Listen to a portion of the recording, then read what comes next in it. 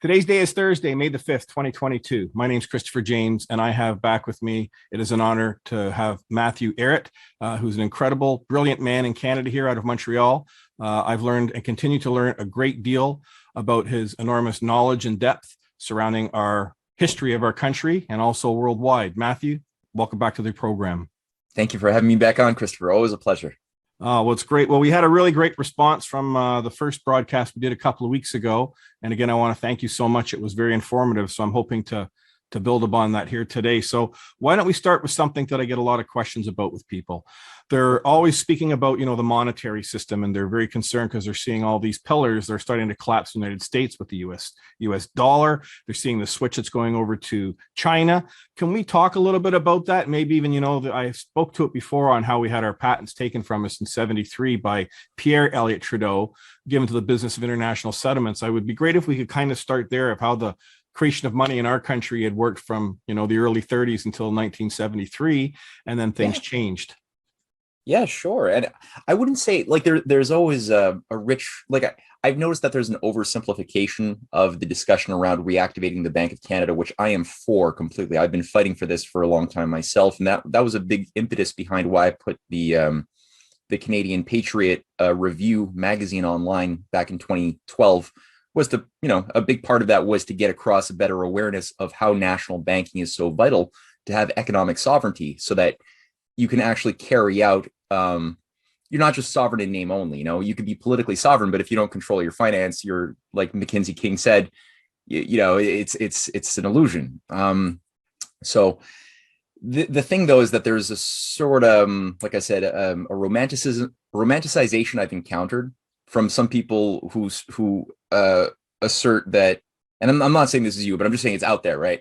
That from the moment it was nationalized in 1937, our Bank of Canada, all the way up until Pierre Elliott Trudeau did a little sleight of hand and basically brought the Canadian government under obedience to the international financial networks of the Bank of International Settlements and the central banking system that started just, premising our economy around the issuance of increasing rates of debt that would then bind what you were allowed to do with your banking system.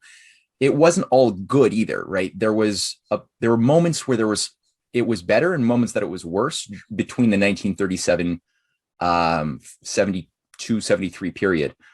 And I would say I wrote a big chunk of my third volume of the Untold History of Canada, went through some of this. And the time when it really behaved as a real instrument for productive credit most clearly was in World War II, when the Bank of Canada was emitting victory bonds.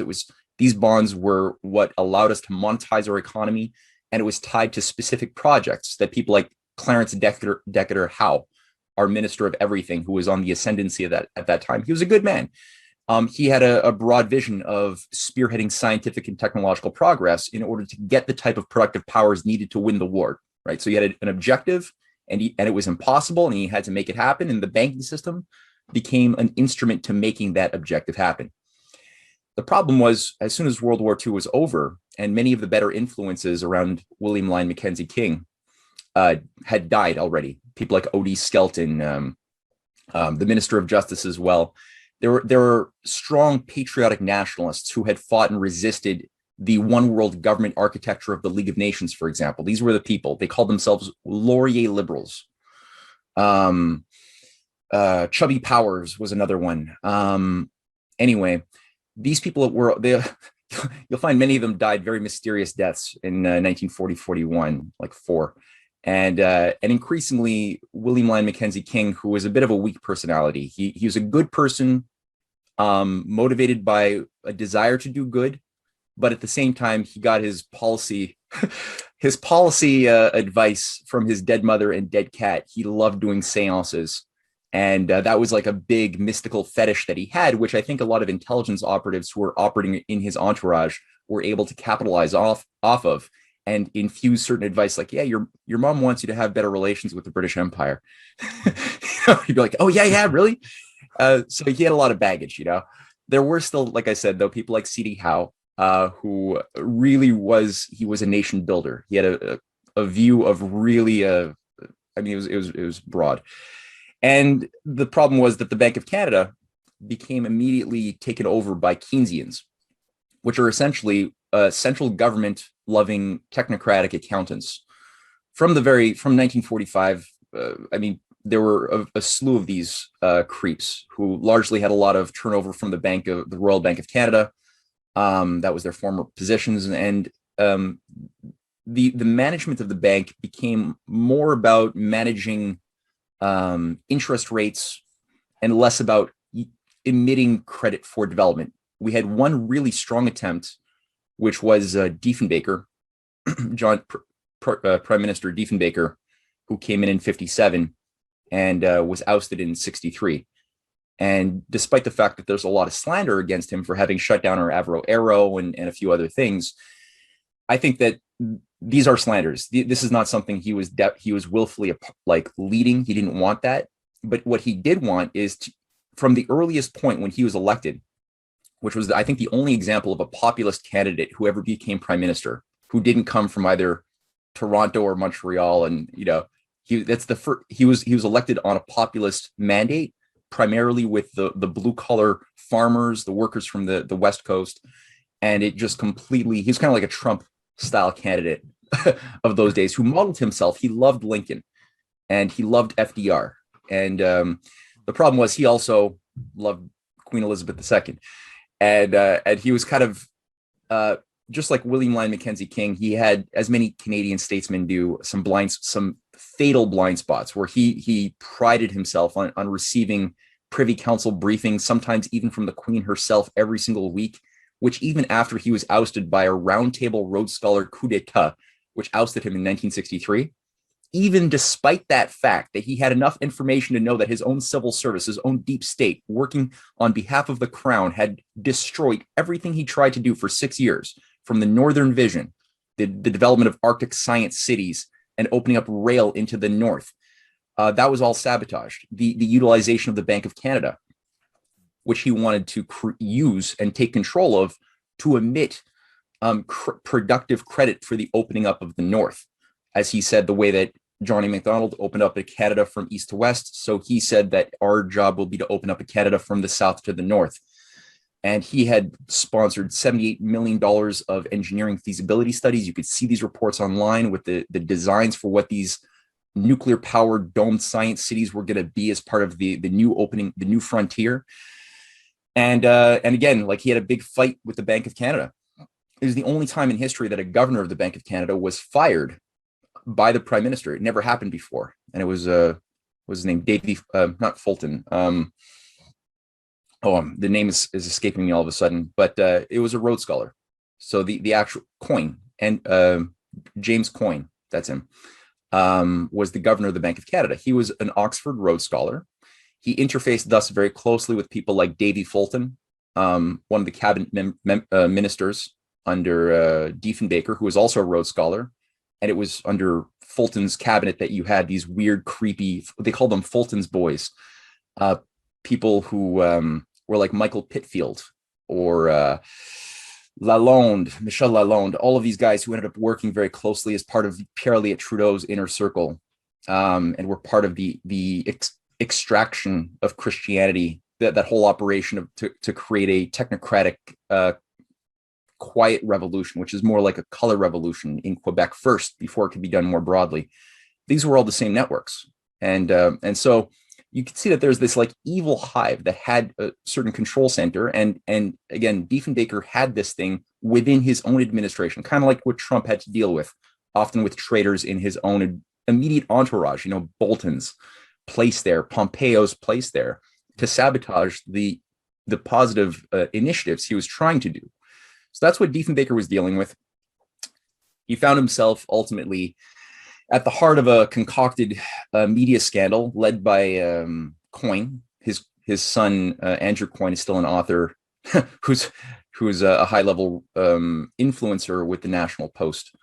And he was ousted. So despite all of the sabotage, and there's more, he still, even when he was writing years later his autobiography, he wrote how proud he was that he was getting Privy Council briefings, and one of, I think, his problems too is he didn't like John F. Kennedy, because they overlapped. And that was like one of the best allies he could have had. But because he was such a devout, it was like a church of the British Empire. He loved the image that Britain projected in the romanticized stories, that romanticize their civilizing power for India and Africa.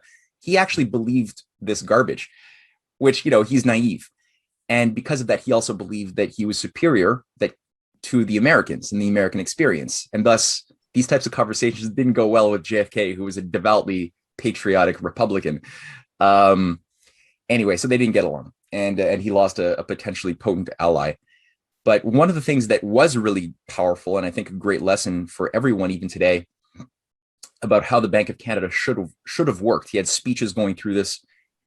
The victory bonds that were maturing from World War II, people had invested in these 15-year maturation victory bonds. The problem is they were maturing in 1957, 58, so they could be cashed in for money with interest, right? There was a big banking crisis. Like internationally, there was a huge credit crunch. It was a recession. And the government couldn't pay the money owed to the people who had invested in winning World War II. So his proposition was, take your victory bonds and let's get the Canadian people to transform them to reissue what are now called Arctic development bonds. So you could transfer, you'd have a conversion loan, a conversion bond that would now bring you into a personal incentivized place where everybody now had a stake personally in the opening up and development of the Arctic.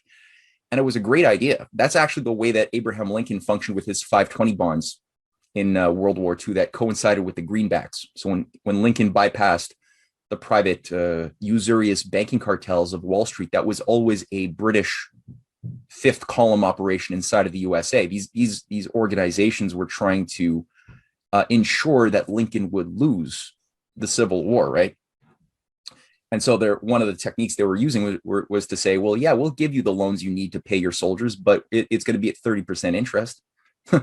And it made it financially impossible. And so Lincoln, understanding constitutional banking a lot better than today's leaders, unfortunately, and having very good advisors around him, said, okay, well, we have the authorization in the Constitution, Article 1, Section 8 of the U.S. Constitution that grants the government the right to issue credit. And he bypassed that through an act of treasury. And so they began creating these treasury-backed notes called greenbacks that were very effective.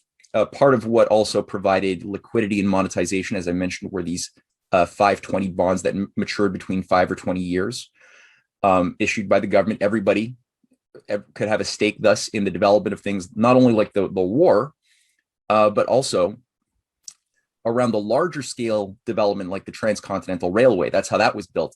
It was started in the middle of the war in 1863, and it was finished in 1869 as the world's first continental rail line. But with that came a whole civilizing process of new cities being built, new energy corridors. It was a development complex, right? You also create new demand for developing machine tools that you need to carry out this impossible project, which then stimulates a greater division of labor, new enterprises, new free enterprise. Like everything arises when you do something like that is a long-term project, and it would not be funded if the nation were not unified, if it didn't have a national banking type of management system, and if everybody was just fighting locally for, like, I want my state controls over my local currencies. And that's how America was before Lincoln. There was thousands of local currencies. There was no unifying currency, and thus there was no unified nation capable of fighting against the supranational oligarchy, which is very centralized in London with its penetrating fifth columns, deep state operations within many countries of the world, from Russia to Asia to big time USA. So this is what Diefenbaker wanted to revive. I would say again, the problem with the Keynesian system, which is ideologically, people think of Keynes was evil as sin. There's a lot of nice things that have been written about Keynes by those who don't want us to know what ideas are actually governing our world. But Keynes was an enemy of Roosevelt. We're told that Roosevelt was a Keynesian. Not so at all. Keynes called Roosevelt an economic incompetent Roosevelt called Keynes a mathematical fetishist, not an economist. They hated each other. Keynes was in an inner upper level management. He was a high level Fabian Society eugenicist. He was the treasurer of the Eugenics Society, on top of being a rabid pedophile who is famous now for having like given numerical grades to each one of his sexual exploits going back his entire life, often with people far under the age, young boys under the age of 18, below the age of 18. And he was a Malthusian. He believed completely in a science of population control. And as a central banker, he was deployed at Bretton Woods in 1944, where was the Canadian delegation was there, that all of the world delegations were there to discuss what would be the terms of the new economic system that would come online after fascism were defeated. And Keynes was not there representing America. He's representing the British Empire and the Bank of England. That was his job. His assignment was to preserve economically the global British Empire. He was an enemy of the American delegation. And his idea, his design was to basically have a one world currency with a one world exchange rate called the Bancorp that everybody had to buy into. And that Bancorp would be run by the League of Nations and the Bank of England. Or sorry, the Bank of International Settlements and the Bank of England. The League of Nations was petering out by that time. And the idea was that one of the laws of Keynesian economics is that you always had to focus on an equilibrium, a mathematical equilibrium. You could not spend beyond a certain limit, and you would always be locked into a closed system. It was perfect Malthusian theory, so that nobody, anything that you want to build that's really good, that's really going to help you leap beyond the limits of growth is going to be 5 to 10 to 20-year projects. Like you can't do short-term thinking and expect to have the type of transmission of new discoveries applied, tested, proven, and then transformed into new technologies for the productive process. That takes a time, and you have to have a lot of time spent with money lost, which normally, for profit, if you exist as a shareholder value for profit enterprise, you will not be able to accept that level of not only risk, but also just not profitability for years. So that's why the government is supposed to play, a sovereign government represented by the people's, representatives, is supposed to play a driving role to create that stable climate for ensuring that projects are being built, that R&D is being built, that's going into the productive process, which is what C.D. Howe is doing, which Diefenbaker wanted to do, what FDR was doing and did successfully in the 30s before he died and into the 40s. And Keynes, the whole monstrosity was designed to blow. Again, it goes on for a while. There's a lot of reasons for that, but that's what was ultimately at the heart of the creation in the 1960s of a bubble economy that was then induced to collapse unto itself. And in the United States, that resulted in the destruction of the Bretton Woods fixed exchange rate system, right? The floating of the dollar from the gold reserve system. Everyone had to have gold reserves to justify at some point the flow of their money, and onto the speculative exchange rate of just basically oil price, spot markets, futures markets that determine the price of your money, which destroyed your ability to think long term, because now the markets are so volatile, right? It's all casino logic. You don't know what the value of your money is going to be next week, let alone 3 years from now. So you can't plan a big project like the type of subway systems that we have in Montreal that were built at a more stable period. We can't do that again unless we stabilize the currencies. And in Canada, that took also the form of breaking the Bank of Canada completely from any role whatsoever that it could play in being a lender to the provinces, to the government.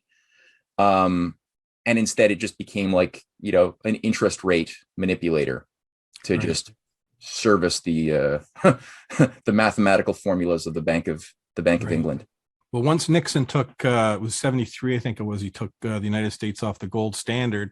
That's when it really opened up the floodgates, that the money was not being backed by anything. And so to shorten everything up, but the long and the short of it is, Matt, is that we've gone through this transition from 1913 when the Federal Reserve got control of the creation of money in the United States. Up until this point now, it's been a steady incremental through these Kenyan ways or whatever to destroy the economy, destroy the sovereignty of the countries. And now we're at the point now that the gig is really up with all the trillions of dollars that have been, siphoned out of all of our countries. And now they're trying to move this over to China. Can we speak about what's being set up in China now because the US dollar is collapsing, and that's why people are looking for a place to put their money, whether it's in, gold or silver, or whether it's going to be in a new currency that's going to have actually physical resource backed assets to it.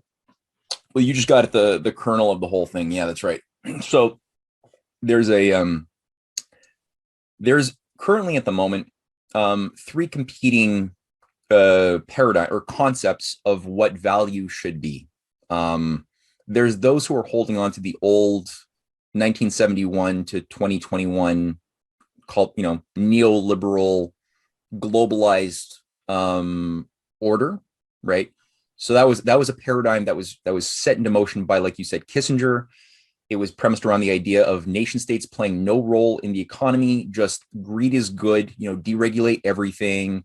Think about, maximizing profits in the now. Don't think about the future. Don't think about the past. Become more of a consumer society cult. And being a good citizen became increasingly being a good consumer, right? The more you buy, the more good you are as a citizen.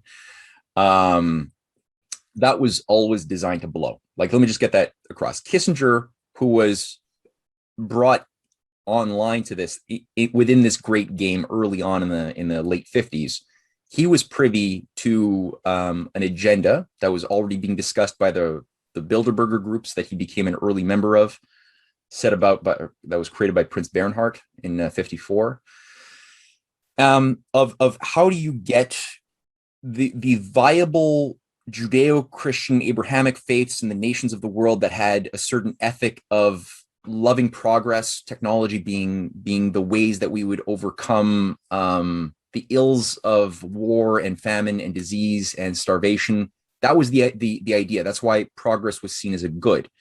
And human beings were seen as ultimately a good because we're instruments of God's creation that can make progress happen, and thus always approximate ever more a just world made in the image of natural law. So that idea had to be broken.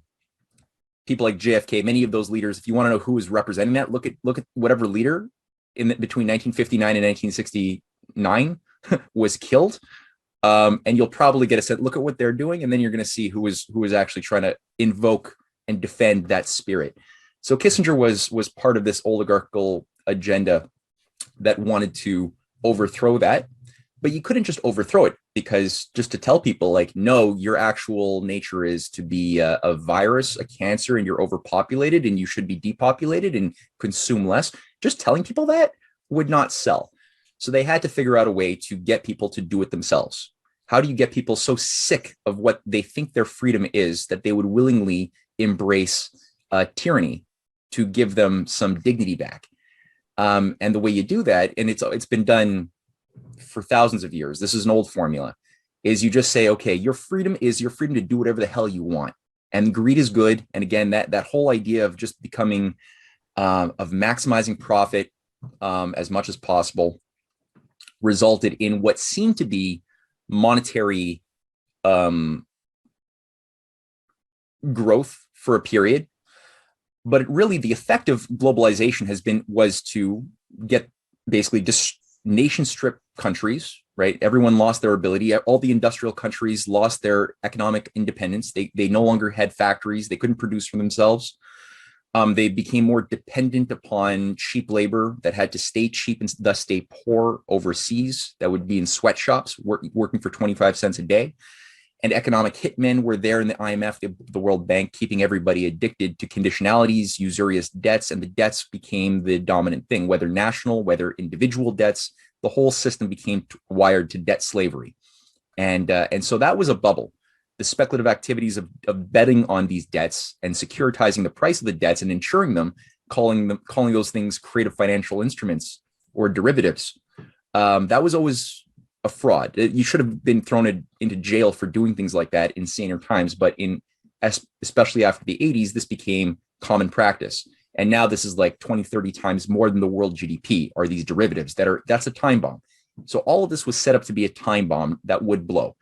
So when I said there was three ideologies competing, one are those who are still trying to go back to what they think of as normal, which is that. That's an illusion. It's not going to happen. It was designed to blow. Their idea of normal is living back in a bomb. The other two are currently at war with each other is what will be the paradigm that will define the new operating system. And will it be one that puts values on, as the Great Reset crowd pushes, the reduction of population. So any type of economic activity which reduces the means of supporting life, for example, decarbonization schemes with so-called acceptable green energy systems, that reduces the ability for nations to power their industrial base, thus destroying their ability to sustain life. Cap and trades, carbon swaps, other things like that, all basically, they have no real value because they hurt us. Things that have economic value are things that should help humans, not hurt humans. So what they are trying to do, right, it's a total slight inversion of reality. Make it economically, financially as incentivized as possible to conduct acts of business that contract the global, what they call carbon footprint, aka human life. Destructions of agriculture, production, means of which is why the Canadian farmers are being demonized right now as being the primary number one climate offender by Justin Trudeau.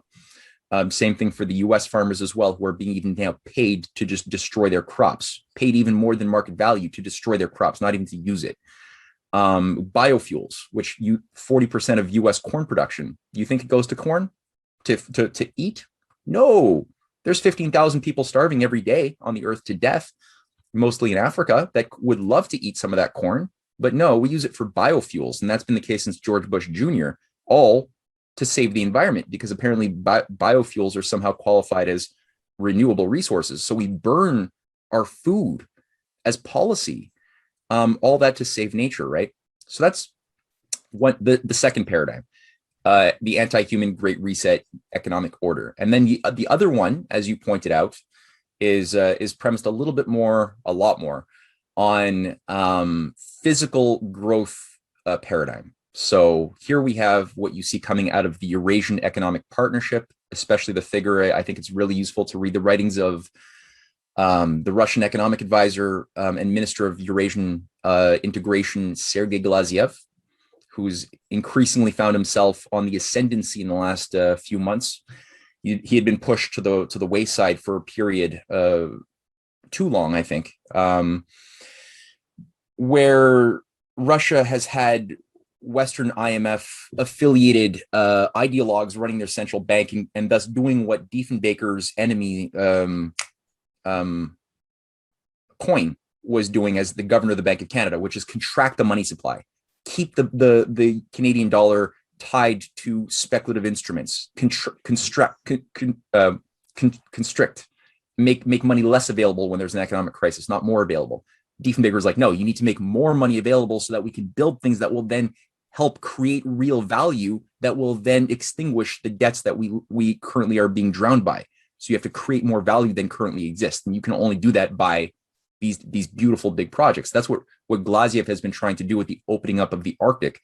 So the idea of like Russia's foreign policy has been this, what's called the Far Eastern Vision and Arctic Siberian Vision, since especially 2017. Very similar to what Diefenbaker was trying to do, is what Russia's currently got a high priority to do.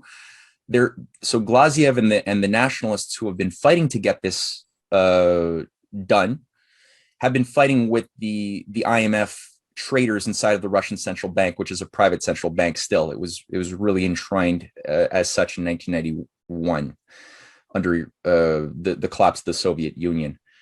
So people currently there, like Elvira Nabiullina, who's the head of the central bank, she seems to have a lot of protection. I don't think Putin really likes her, but she's being protected and has just been reappointed, despite the fact that she has withheld the necessary credit emissions for the development of Russia's Arctic. Again, the policies are great. It's high-speed rail, the longitudinal development corridor, the integration of the Polar Silk Road into the Arctic, into Asia. Really bold, beautiful ideas. Even science cities like Omsk, which is a giant northern city in Russia that they want to build as a science city with a dome nuclear power reactors that would house families, even very similar to the Frobisher Bay program of Diefenbaker in 1958, by the way, almost the exact same design. That would be a driver for a new economic paradigm. China has integrated its Belt and Road Initiative very closely with the Russian Eurasian economic system, especially since 2015. And that's accelerating fast, especially with the sanctions now being like stuffed down the throats of Russia. The difference between the behavior of the banking system in Eurasia, which I would say even China is the most successful example of a banking system that functions the way Diefenbaker wanted the Bank of Canada to function. Look at China's approach. China is able to do what Diefenbaker was trying to do, but they're doing it successfully because they already purged their British-controlled Rhodes Scholars and World Economic Forum ideologues like Jack Ma and others from positions of high influence over the past 9 years. They didn't allow their central banking system to become privatized like everybody else did. So they were able to fight off people like George Soros, who had vast controls of China in 1987, 88, 89. He even had his asset, who co-ran a think tank with Soros in Beijing, become the head of the Chinese Communist Party, Zhao Ziyang. He was ousted. The Chinese government had pushed back against the Soros color revolution in 89, arrested Zhao Ziyang, kicked out Soros for life, and all of the traitors either were led to escape China through Hong Kong, which is still today, as it was then, what's called the CIA of the Pacific. It's a CIA hub with MI6 controls, which is still there. It's not anything. Yeah, if you see somebody who's a neocon going to Hong Kong, calling for the liberation of Hong Kong in our recent age, you know that you're being lied to. This is not a liberty movement. All that to say, they were funneled out and brought into safer sanctuary here in Vancouver or in the United States, where they were provided British protection, and thus became sort of an anti-Chinese government nucleus, like foreign operation that had been there now for 30 plus years. So all that to say, China didn't allow for the Soros Zhao Ziyang privatization of their banking system, and because of their success at pushing back against that, they have been able to carry out a 25 plus year process of de-weeding a lot of these fifth columnists. And it began really in the 90s that this de-weeding began in waves. Their banks have been able, they're 4 big national banks with smaller subsidiary banks and smaller corporations that they've created that are all beholden to the banking system. That is, again, state-backed. It's tied to its constitution. Emit credit for the types of things that allowed for them to build, my God, 40,000 kilometers of high-speed rail in only like 18 years. They had 0 in the year 2000. Today, they got 40,000 kilometers of rail that can go up to 500 kilometers an hour. Plus, they have magnetic levitation, which they have 5 different maglev projects that are under construction. All of the Guinness Book of World Records accomplishments for bridge building, tunnel building, everything you could imagine. And in terms of the speed of execution has all been broken on a faster degree than you could imagine. And people are told, oh, but they steal their designs from the West. That's one of the slanders. It's like, yeah, for a while there was copying. Sure, that was going on for a while. But consider this. We are not able to do at this point any of the things that they're doing. We have 0 high-speed rail in Canada, 0. They're pioneering new technologies that have never been done by humankind right now. So they've gone beyond the copying. They're now in the creation mode. They're, in terms of quantum computing, space tech, nuclear science, they're investing in all of the things we were investing in for nuclear fusion back in 1969-70. We cut all of our investments off. We canceled our most advanced fusion program, the Tokamak in Varennes, Quebec. We canceled it in 1999 after it won world awards for producing the longest sustained plasmas, high temperature plasmas. We were breaking the laws of physics in Canada, and our government shut that down for no reason. Just like the Rhodes Scholars shut down the Avro Aero operation back in 1958-59 and just destroyed the 7 planes that we had that could go supersonic. Same thing happened there too, to cut off our legs in the middle of a race to keep us in a state where we would be convinced that we had to adapt to a Malthusian depopulation set of parameters, right? That we're overpopulated. Because if you allow for supersonic air travel, if you allow for tapping into the atom that way, that fusion allows, cold fusion as well, all of a sudden the arguments of the Malthusians, of the depopulation, great reset clique, of like, oh, aren't there too many of us? Isn't energy such a crisis? Don't we have too little food to go around? That doesn't work anymore, because you're able to have abundance beyond belief. So China, if you just look at what their priorities are, they're investing in every single domain of nuclear reactor designs, third, fourth generation pebble beds, molten salt thorium reactors. They've got programs for so many different fusion prototypes going on at the same time, because you don't know which one is going to bear the creative fruit. So you don't want to put all your eggs in a tokamak basket like we idiots have done in France, which is not going to work. You got to spread it around and see where the creative juices work, and they're integrating it with Russia, with India, with Pakistan, with Southwest Asia, Afghanistan. There's reconstruction programs being offered by the Chinese for the Middle East that's been turned inside out over 70 years of Western manipulation. Africa, Ethiopia, Kenya, they're building not only development there, but they're also training cadres of engineers, which we've never done. Imperialists don't train your target population to develop skills and understanding to do engineering. We never allow that to happen. JFK tried, Roosevelt tried, but they died. China's actually doing it. So for anybody who says, oh, China debt trap economic imperialism, they're ignoring a lot of context. And that's part of that's why this stuff is so popular. So when this collapse comes, which we know is inevitable, I'm surprised that the whole derivative thing hasn't busted long before now. I really don't understand how they can keep that charade going. What is our world going to look like? Is it going to be this, Bitcoin new system that gets rolled out? Is everything going to go digital into this new Chinese created? What do you see as the dollar that, or however the financial system's backed by? How do you see it moving forward for us in the North America? Because we're going to be destroyed, right? The people are going to be losing, a shitload of their, if the dollar becomes worthless, then, like Zimbabwe dollars, it was years ago, wheelbarrows of it full, millions of dollars, and it was worthless. What are people going to look to? Are we going to have to fall back to a stone age of barter and trade with our fellow man and women? Or how do you see that unfolding? Because that's what I really want to get to leave people with that impression of where I know you can't predict what's going to happen, but how the system is set up right now to make this changeover. How do you see it ending up? And like you said, the world, the future is so underdetermined that it is difficult to speak concretely, and you can, and you shouldn't. Anybody who tries to speak like this will happen, know that you're smelling a wannabe false prophet. Okay, it's just we can't know that. What you want to look for is who is speaking in terms of reason and reasonable hypotheses that are also premised upon moral action, because part of the future is that it's being influenced by the acts of omission or commission that we do or don't do, right? So we're all part of what influences to varying amplitudes the future. So there's a lot of voyeurism in that practice of predictions, right?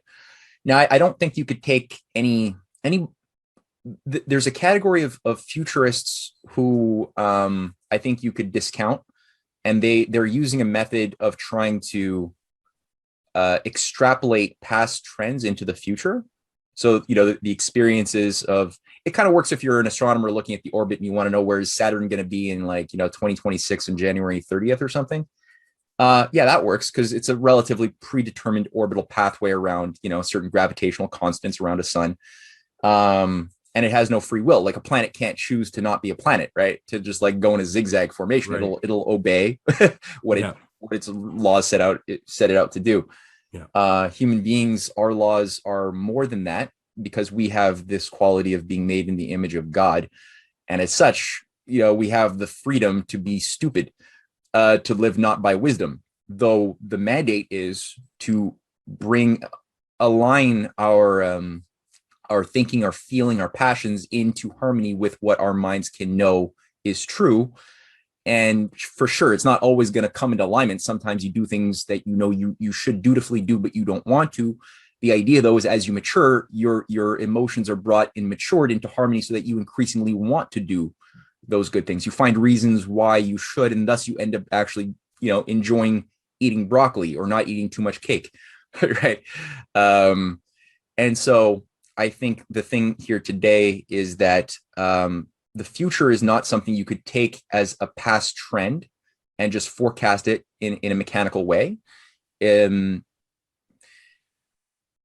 What I can say, I agree with you that it is a miracle that it hasn't already collapsed. I woke up to my discoveries that the financial system was designed to collapse way back in. I was doing my intense research originally back in 2006, 2005, and it sort of like hit me as like a. And I was trying to resolve like who benefits by what happened to JFK. I was trying to like make sense of 9/11, make sense of the things, it's a flood of research that you end up doing usually at the beginning when you start realizing something, a traumatic lie has been maintained, and you're trying to now make sense of, well, what is true if all of these big belief structures that maintain my society are a lie. And so I was like, well, who benefits? Who actually benefited from the last 50 years? And I realized no nation state benefited. Every nation state got weaker. It's this supranational thing above nations that enriched itself and took more power politically above nations over the dead bodies of people like JFK and his brother and others. So I realized, the thing that they're actually doing, I had thought it was an American. For a while, I was operating on the assumption that it was an American empire. But I'm like, no, America's done everything to destroy itself. So it's not an American empire. What is this? And I realized, no, America's actually the target of the destruction. That's the thing, to destroy it from within. And that came together quite shockingly. And I thought, okay, it's only a matter of now maybe months or years before the financial system, which is already over bloated, blows up. And I thought 2008 was going to be the housing market blowout, would be the catalyzer. As it turned out, no, they kept it going. They kicked the can down the road a little bit longer by unleashing a new bailout system. So we lost the economy. The economy did blow out. And instead, now what was created was a new type of bailout system for the past 13 years, where just infusions of liquidity based on nothing have to just be infused to keep these too big to fails from failing. Otherwise, the threat goes, they will take the world down with them. So we're not allowed to do that. The reality is that that's not true. We are allowed to make them fail because they did fail, and we can protect people and national interests. We can do that. There's ways that it's been done, and we can do that again. FDR did that in 1933, 34. There's many examples of it being done successfully. I think Russia and China are currently exhibiting the best demonstration in a living way of how nation states can exert their power over private financiers, despite the fact that there are, again, some fifth column operations still within China and within Russia. That's still a factor. But there is a fight. So which system will ultimately dominate? They certainly cannot coexist indefinitely. One has to ultimately, I think, come out on top. We are in a world of nuclear bombs, after all.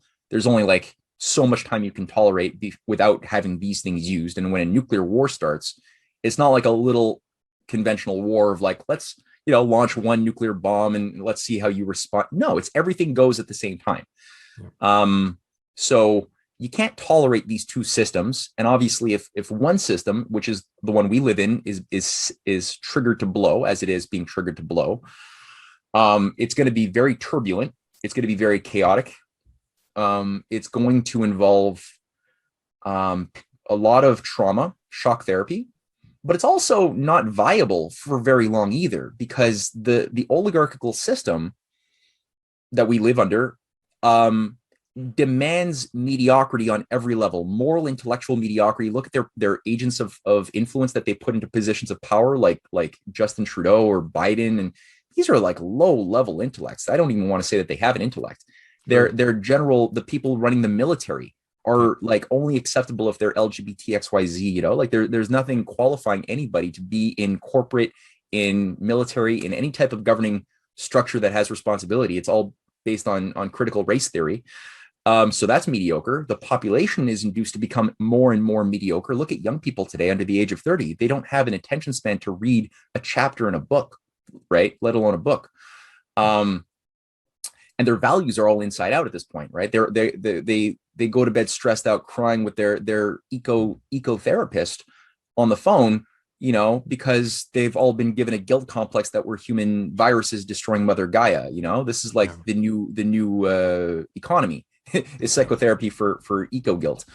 And on top of that, economically, it's so incompetent that we're putting value on things that destroy our industrial base, our farming base. So on every level of mediocrity, how do you get that level of mediocrity to compete with excellence, with standards of rigor and values that you see coming out of the economic practices of Eurasia, where they are building, they're creating a higher density of engineers, scientists. They're building more, they're pulling more people out of poverty. Nearly 1 billion people have been pulled out of poverty and given access to a bigger part of their humanity by the Eurasian Economic Program over the past just 15, 16 years. And it's only going up. And the people who are there in positions of political influence in China, like, they're unlike us. These are not like lawyers, useless lawyers who are just trained to like use arguments without having any knowledge of reality. Like, you couldn't be a George Bush and make it through the meritocracy system of China to a point of having influence. He couldn't get out of like being the head of Burger King. That's right. So there you actually have like something like 9 out of 10 of their top policymakers are all engineers. They have real life, real world experience building things and working themselves up through a process of demonstrating capacity. So in that sense, I don't see how our crap system of Green New Dealing, Great Resetting ethos could possibly compete with that other process on the other side of the Iron Curtain. Yeah. Now, how that will actually work out in terms of, like, I could say that unfortunately, it's likely that we are going to be tested quite a bit, I think, in the coming weeks and months. The coming period of our lives is going to be a test for a lot of people. There's a high likelihood that we could be very challenged and we already are challenged, but we ain't seen nothing yet. And so people ask me, like, well, where do I put my assets? If the financial system's going to blow, Glaziev made a good bit of advice when he was asked that same question. He's like, look, metals and land, real estate, like, put it into hard assets, as much as possible. Yeah. Have a supply, a large supply of foods. If you have extra space in your house, make sure that you have non-perishable goods there as much as possible. Make sure you have a community, a support community that you're working with, that you can trust.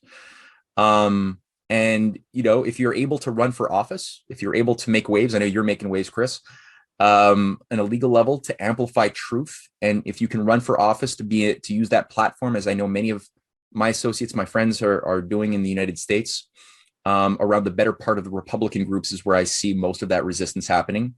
Do it. Like, take responsibility and inform yourself and inform others to create a viable type of base, which could could find itself in a leadership position sooner than one could imagine, in the context of the type of crisis we're seeing coming on. So I wish I had more super happy, positive messaging there at the end, but that's what I can offer. I'm trying to be sober and as truthful as I can be on this. That's what people need, Matt. And that's why I like speaking with you, because it's there's no BS.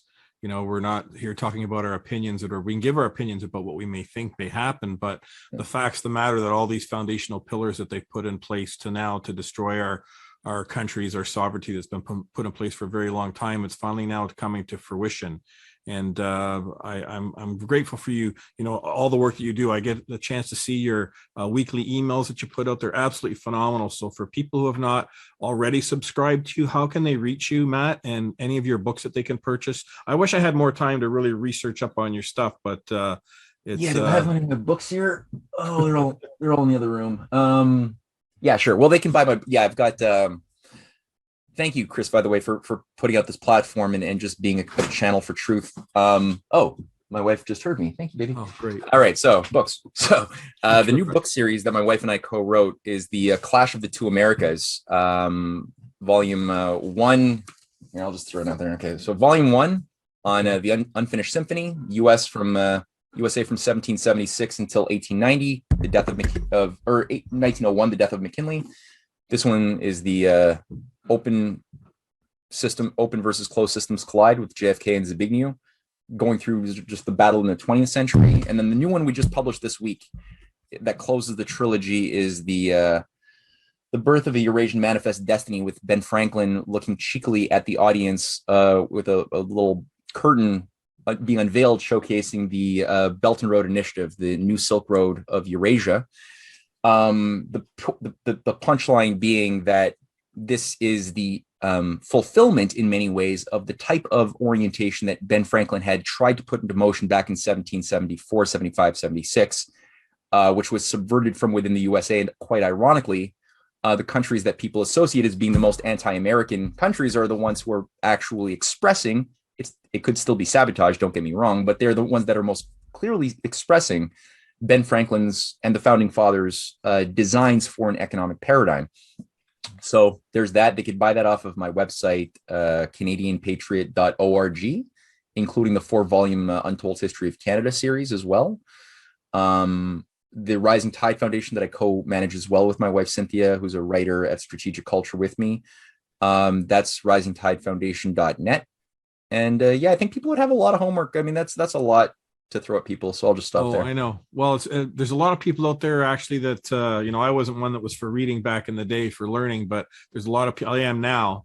I've had 20 years of over 20 drilling into this stuff, but there's a lot of people that do really ask me about, what books they can read. And so I would love to point them in your direction, because you're a wealth of information and there's so many things that we could talk about. That's why I was glad we at least talked about the Bank of Canada today, how money's been created, how it's been used against us. And, all these green projects that they're rolling out in the world, that they present them as if that's supposed to be for a benefit of the world. But what it's actually also doing, it may be, but what they're mainly doing is they're destroying the economies as well, because there's all this debt that comes attached to it, when they're trying to roll out these things. Does that occur in China when they're doing these big builds with this technology? Like, is that debt put onto the people, or is it how it was back in the day when we built our infrastructure? Is it interest free?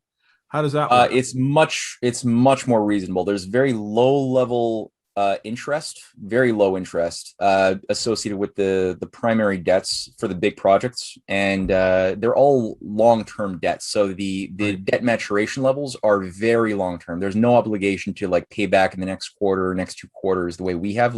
One of the rules of economics that's currently fed to mentally castrate young economists in the West is the idea that if you cannot prove an economic financial profit within 3 years, it's not worth doing. That right there will destroy your ability to basically be a human being. And so there's none of that. You do have a housing bubble in China. Now, the interesting thing about the Chinese housing bubble is that quantitatively, it's a bad bubble. It's super bad. Compared to some of the housing bubbles in the West, it's not on a different order of magnitude. The difference being, when their bubble popped in their housing sector, it didn't really create much of a dent in their economy, whereas for us, it almost totally annihilated us. Why? Because they didn't lean their entire economy, they didn't make their whole economy dependent upon speculation. That was like an outlier within an otherwise viable economy. That the head of the big company that carried out the bubble that had fraud basically had all of his assets stripped. He was told, your billions of dollars that you think are yours. That's what he was brought into a meeting with Xi Jinping. He was basically told, that those billions of dollars that you think are yours, no, you're gonna pay your shareholders. Everyone who's losing money on this bubble that you created, that you lied, it's all gonna be coming from your money. And he did the same thing to a variety of other conspirators with this guy, who then completely just lost they got fired, and they're at the bottom of the rung now of society.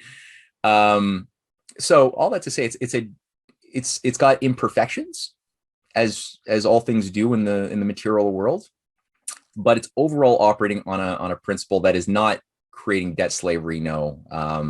And also I would just say this too, the objective that Glaziev has put online, he put his whole design out for a gold-backed ruble. It's not there yet. There's a fight inside of Russia's governing structures between Glaziev and the traders, it's not just the gold-backed ruble, which is also tied to it's a committee he's on that involves China and the Eurasian Economic Union that he's managing to create this alternative financial system. They already have much of the mechanisms already online in terms of the alternative to SWIFT for settling debts and payments across nations. They're already like China's compensating for all of the lost revenue or much of the lost revenue that Russia is losing because of the sanctions. China is more than happy to absorb a lot of that. So there's not a lot of, most of the pain is being put on the Europeans and American people. It's not Russia who's suffering as much as you'd think.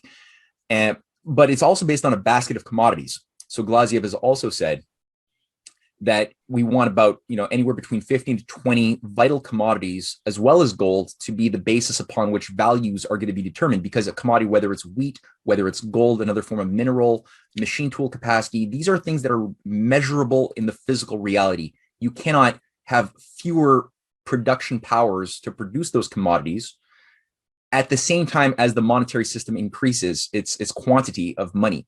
That immediately creates red alarms that allows you to then, as an economist, correct a problem. Whereas in the West, because we no longer have these types of connections between the financial growth and the physical growth of the economy, we have permitted for the continuous attrition, right, of our infrastructure, our outsourcing of our heavy industries, our loss of skills. That's occurred now for 50 years consistently, while the monetary system is just ballooned. That's not something you can do in Eurasia.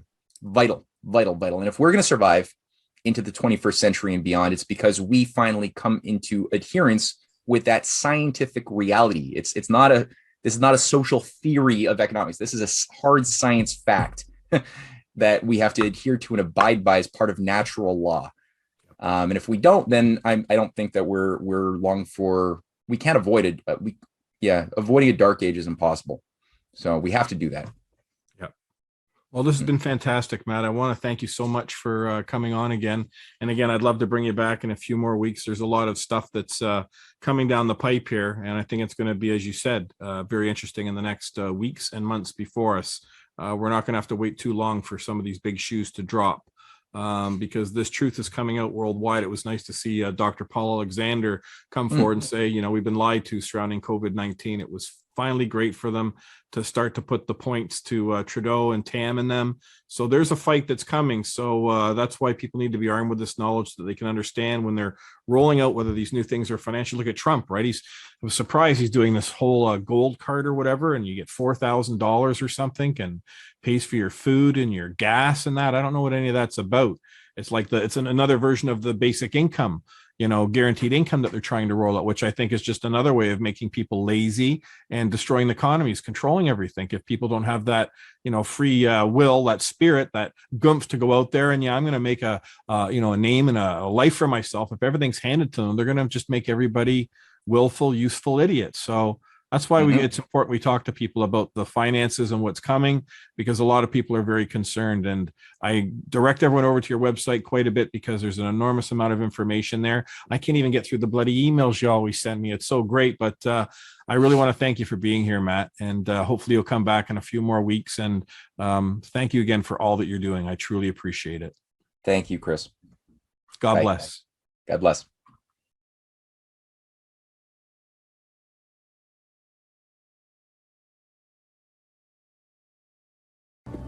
And I see a whole army of my countrymen here in defiance of tyranny. You've come to fight as free men. And free men you are.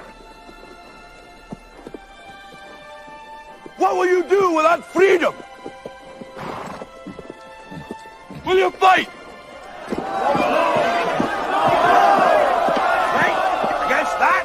No! We will run! And we will live. Die. Fight and you may die. Run and you'll live. At least a while.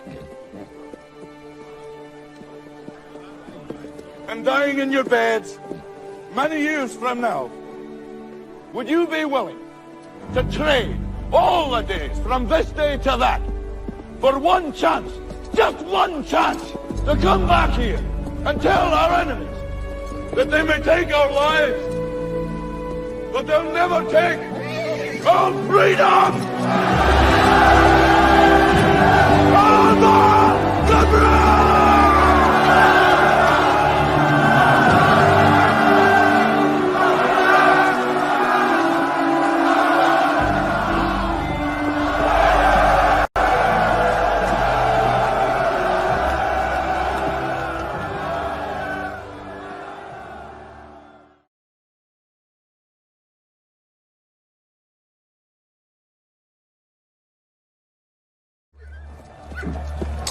Fine speech. Now what do we do? Just be yourselves. Where are you going? I'm going to pick a fight.